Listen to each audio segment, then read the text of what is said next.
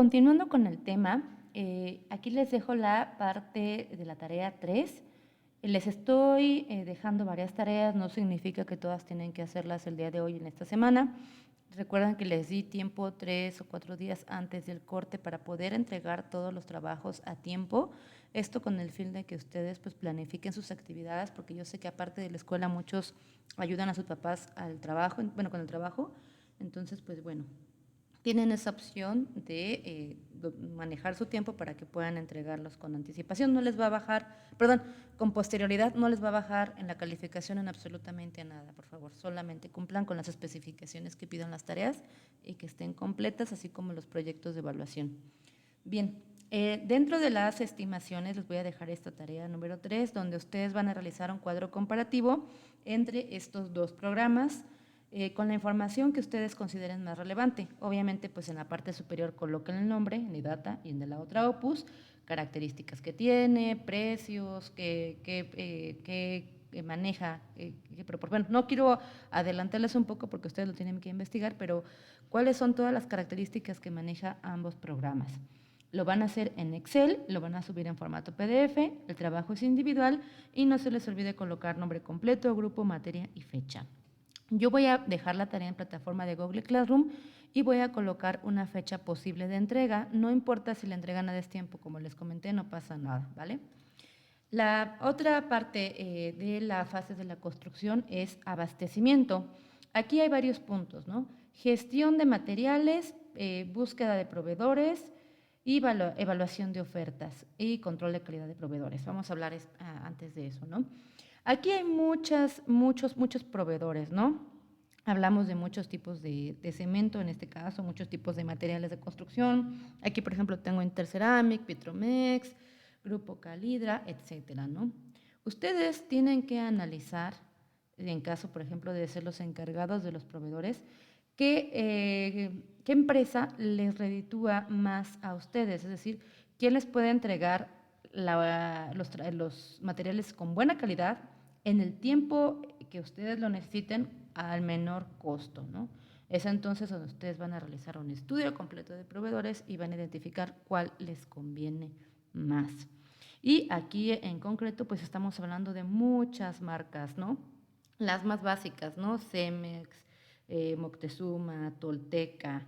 Esas son las que nosotros en México pues manejamos más, que es para un concreto de 200, bueno, de plantillas de concreto pobre, de 100, 150, 200, 250 kilogramos sobre centímetro cuadrado, con ya para resistencia estructural, pero hay otras marcas de concreto que obviamente son más costosas porque manejan otro tipo de resistencias y además tienen aditivos. Está el Holcim, que me parece de las mejores marcas, el Cemex Premium también está muy bueno, el Fortesem, el Argos y otras infinidades de cementos que por lo regular no siempre se manejan en todos los lugares, es donde más se vende, pero también son cementos muy buenos, ¿no?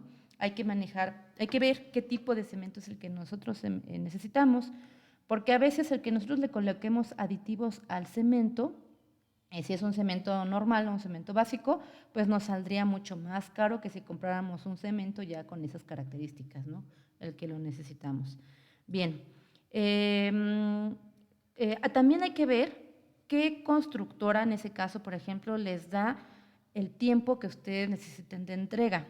Recuerden, por ejemplo, que un cemento, no sé si lo han visto, que ya tiene mucho tiempo sin utilizar o está en condiciones no favorables como condiciones húmedas, en lugares donde está lloviendo o en temporada de lluvia, el cemento se hace piedra, entonces tiene cierto límite de uso. Y aquí pongo esta imagen de un tráfico porque cuando pedimos olla, tienen un tiempo de entrega límite. Normalmente, cuando las constructoras piensan que a lo mejor se pueden tardar más de este tiempo, le colocan un retardante. Es un aditivo que retarda la fraguación del concreto, que fragua el concreto, para que no se endurezca antes de tiempo.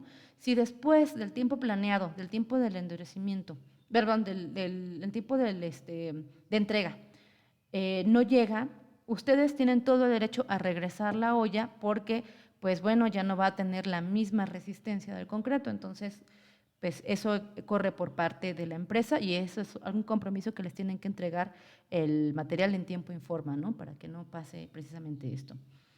Del control de calidad, tanto del material como de los proveedores específicamente en concreto, pues bueno, se hacen pruebas del concreto ya cuando está en la construcción. Se utilizan estos cilindros que se cortan en los donde lleva muros de concreto específicos donde ya ustedes tienen que diseñar, donde no les afecta este estudio o donde ustedes lo hacen aparte, especialmente para estas pruebas, y se hacen con los ensayos de compresión de cilindros de concreto endurecido como es donde esta prensa va a bajar con cierto peso, ¿no? Entonces, si el concreto, en este caso, por ejemplo, fuera de 200 kilogramos sobre centímetro cuadrado, que es su resistencia, y aquí se empieza a fracturar por la presión a 200 kilogramos, entonces ya no está cumpliendo con la resistencia que nosotros necesitamos. Sin embargo, si nosotros dijimos que este era un concreto de 150 y resiste a 300, pues este concreto está muy bien y no tiene ningún problema y pasa este ensayo, ¿no? Entonces, bueno, yo aquí les voy a dejar un link mismo que ya lo puse en Google Classroom, donde ustedes van a ponerlo aquí y van a ver, esa es una de muchas, ¿no? Hay muchas páginas de esto, casi cada cementera tiene su normatividad añadida en las páginas de internet de la normatividad mexicana, es decir, que ellos muestran que cumplen con la normatividad mexicana del concreto, ¿sí? Todas estas son las normas que se supone que CEMEX cumple, ¿no? Esas son las normas mexicanas del concreto, 170, la granulometría, estas las normas. Todas estas normas es importante que ustedes las sepan, no se las voy a hablar aquí porque para esto tienen una materia especial de concreto donde lo van a ver en su momento, pero todas estas son las normas mexicanas que lleva al concreto. Obviamente cada país tiene la suya, pero todas hablan más o menos de la misma, ¿no? Base volumétrica, pérdida por lavado, bla, bla, bla, el fraguado, etcétera, ¿no? Y bueno, esto es para que ustedes lo sepan. En obra se utiliza la prueba del cono de Abrams o la prueba del revenimiento. Esta es este cubito que está aquí, este conito, perdón, el mismo que está aquí, en donde este es un instrumento metálico o a veces es de plástico, utilizado para medir la consistencia o la fluidez del concreto. Se rellena este molde en 3 capas, si lo ven aquí, 1, 2, 3, y a cada capa se le da 25 golpes de varilla o con un pisón, y luego este molde se retira, se coloca en sentido inverso para ver cómo está el concreto y con una regla o con una varilla, algo que sea totalmente recto, se mide cuál es la diferencia entre este molde y lo que bajó del revenimiento.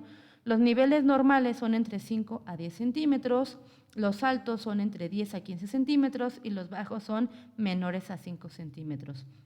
Entonces, si nuestro revenimiento es de 10 a 15 o menos de 5, hay que modificar la consistencia del concreto que todavía no se va a colocar. Esto es cuando ya se está mezclando para ver si nuestro concreto tiene la fluidez necesaria para que se pueda fraguar.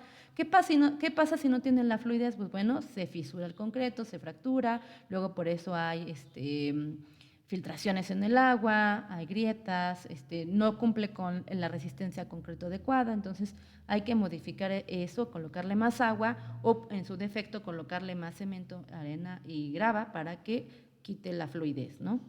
Y bueno, esta es la prueba del concreto, esto se utiliza mucho en obra, parece muy básico y muy sencillo, pero sí se utiliza todavía el día de hoy y es algo que nos ayuda mucho, ¿no? La parte donde dice facturación, expedición, eso es sumamente importante.